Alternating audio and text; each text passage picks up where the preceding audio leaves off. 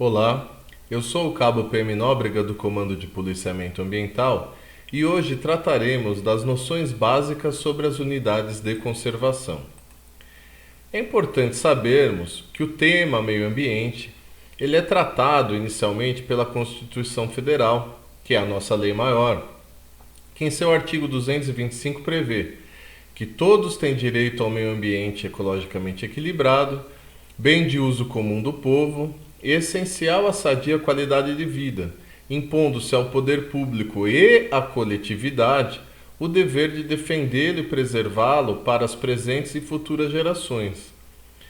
Vemos aqui que tamanha é a importância do tema meio ambiente que ele já vem estampado na nossa lei maior, que é a Constituição Federal, atribuindo não só ao poder público, mas também a cada um de nós, a coletividade, o dever de defendê-lo. Só para nós que estamos usufruindo hoje? Não. Também para as futuras gerações, ou seja, para os nossos netos, para os nossos filhos e assim por diante. Continua a Constituição Federal, em seu parágrafo 1º, no inciso 3, ainda do artigo 225, que o poder público, para poder assegurar esse direito, ele precisa definir em todas as unidades da federação espaços territoriais e seus componentes a serem especialmente protegidos, sendo a alteração e a supressão permitidas somente através de lei, vedada qualquer utilização que comprometa a integridade dos atributos que justifiquem sua proteção. Ou seja, tanto em caráter federal como estadual ou municipal, poderão ser criados esses espaços, deverão ser criados esses espaços, nos quais, em algumas oportunidades, é permitido o desenvolvimento econômico, desde que conservado o meio ambiente e também seja feito um uso sustentável. Conforme vamos adiantando nas unidades da federação, verificamos que na Constituição do Estado de São Paulo, o artigo 191, além de outros, trata também do tema meio ambiente.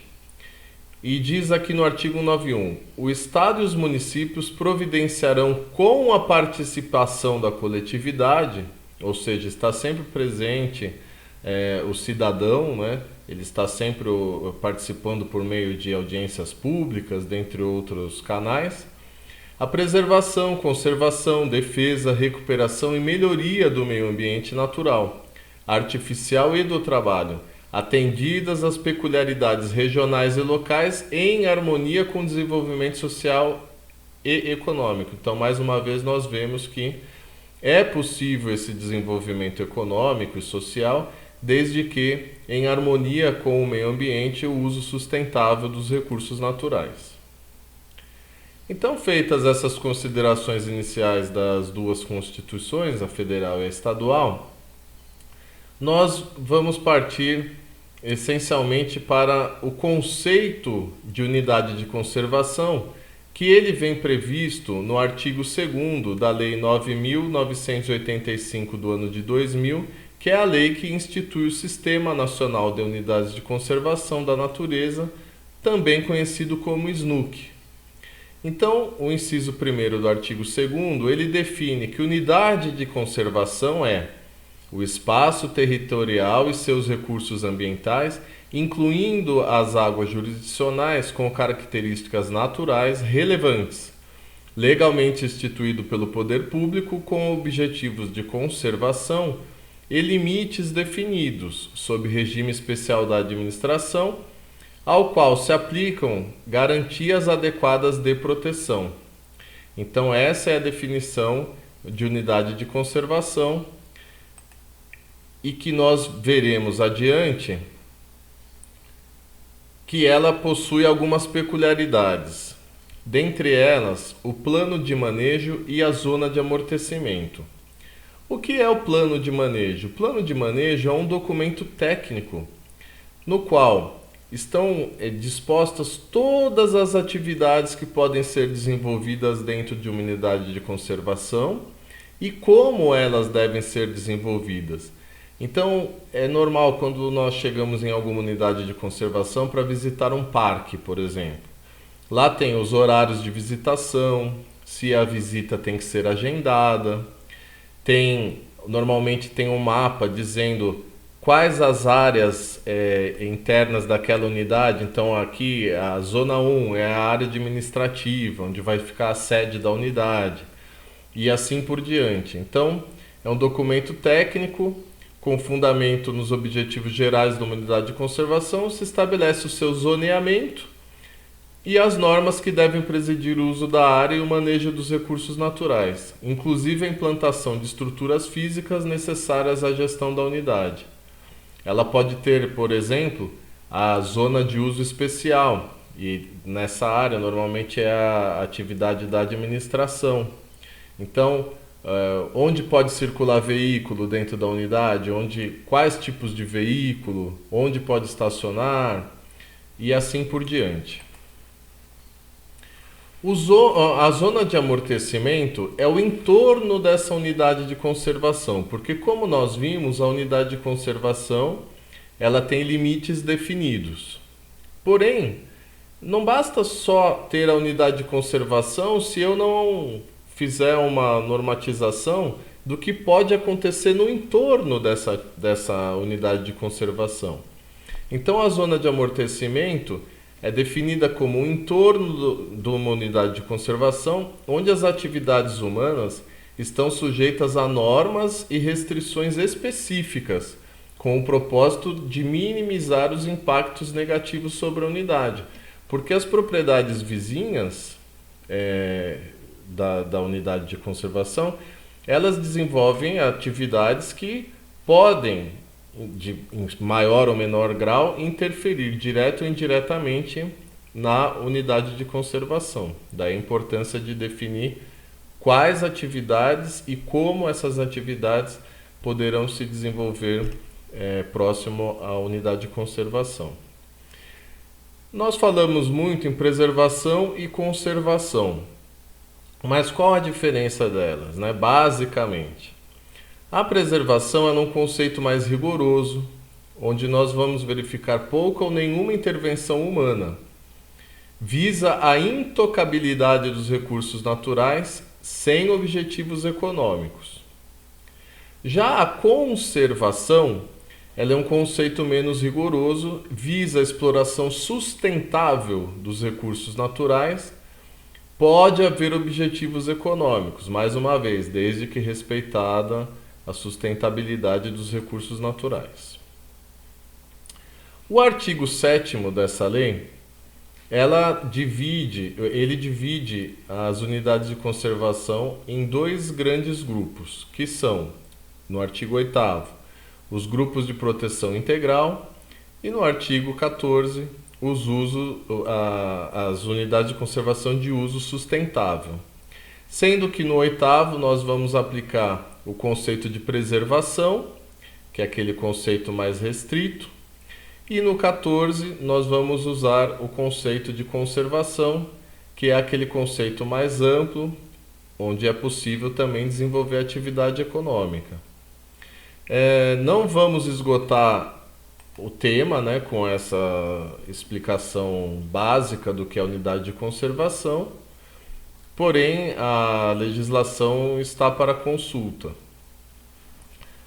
No artigo 8º, nós verificamos 5 categorias de unidades de conservação de proteção integral. Nós teremos a estação ecológica, ela tem a preservação da natureza e a realização de pesquisas, é o que pode ser feito na estação ecológica. A reserva biológica, basicamente, ela é de preservação integral sem interferência humana.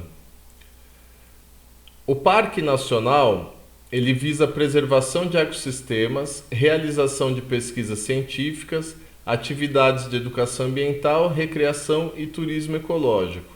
Lembrando que, apesar da nomenclatura Parque Nacional, como nós vimos, essas unidades de conservação existem nos 3 nas três entidades da federação. Então, federal, estadual e municipal. Então, podemos ter um parque estadual, como temos o Parque Estadual da Serra da Cantareira. Podemos ter um parque municipal. O monumento natural, ele serve para preservar sítios naturais. O refúgio da vida silvestre, ele protege ambientes naturais onde se asseguram condições para existência ou reprodução de espécies ou comunidades de flora local e, importante, também de fauna residente ou migratória, porque muitas vezes aquele espaço ele serve para reprodução, né, de fauna migratória e assim por diante. No artigo 14, como nós vimos, temos as unidades de uso sustentável. Ela é dividida em 7 categorias. A APA, que é a área de proteção ambiental, ela disciplina o processo de ocupação e assegura a sustentabilidade dos recursos naturais. Veja só, aqui, como nós falamos, já tem a intervenção humana. Então ela define a ocupação daquela região de maneira sustentável. A área de relevante interesse ecológico, ela visa manter os ecossistemas naturais de importância regional ou local e regular o uso admissível dessa área. Como vemos, em todas aqui vai existir algum tipo de intervenção, maior ou menor, mas existe a intervenção. Algumas visando o desenvolvimento econômico, outras visando o desenvolvimento social e ambas visando social e econômico. A floresta nacional, uso múltiplo sustentável dos recursos florestais e a pesquisa científica, com ênfase em métodos para a exploração sustentável de florestas nativas. A reserva extrativista, como o próprio nome diz, visa o extrativismo, agricultura de subsistência, criação de animais de pequeno porte, proteger os meios de vida e a cultura dessas populações e assegurar o uso sustentável. A reserva de fauna, onde teremos estudos técnicos científicos sobre o manejo econômico sustentável de recursos faunísticos. A reserva de desenvolvimento sustentável, a qual abriga populações tradicionais cuja existência baseia-se em sistemas sustentáveis de exploração dos recursos naturais. E, finalmente, e não menos importante, a famosa RPPN, que é a Reserva Particular do Patrimônio Natural. É uma área privada, gravada com perpetuidade, ou seja, no cartório de registro de imóveis é registrado, averbado que aquela área é uma reserva particular do patrimônio natural, com o objetivo de conservar a diversidade biológica. Então aqui o particular ele tem uma área de relevante interesse, né, para a natureza, e ele quer preservar essa área de alguma forma. Então, até com base lá no artigo 225 da Constituição Federal, que cabe também à coletividade, ele espontaneamente ele vai no cartório, tem algumas regras específicas, mas de modo geral ele vai no cartório e fala, e averba lá que a partir daquele momento ele está transformando aquela área dele particular em reserva de particular do patrimônio natural, onde, como nós vimos lá, vai ter o plano de manejo, tudo da mesma forma como se fosse uma outra unidade de conservação. Como aqui visa também o desenvolvimento econômico, para manter a unidade poderá ser cobrada visitação, hospedaria, passeios ecológicos, tudo mais, mas o mais importante é que vai preservar aquele meio ambiente, né? Aquele sistema, ainda que particular. Como eu disse, não esgota a matéria, é só uma introdução para sabermos o que é uma unidade de conservação e algumas noções gerais do que pode ser feito em cada uma das unidades. Temos aqui os nossos contatos e também pedimos que nos acompanhem as nossas redes sociais, que estão sempre divulgando as nossas ações de fiscalização ambiental. Muito obrigado e até a próxima.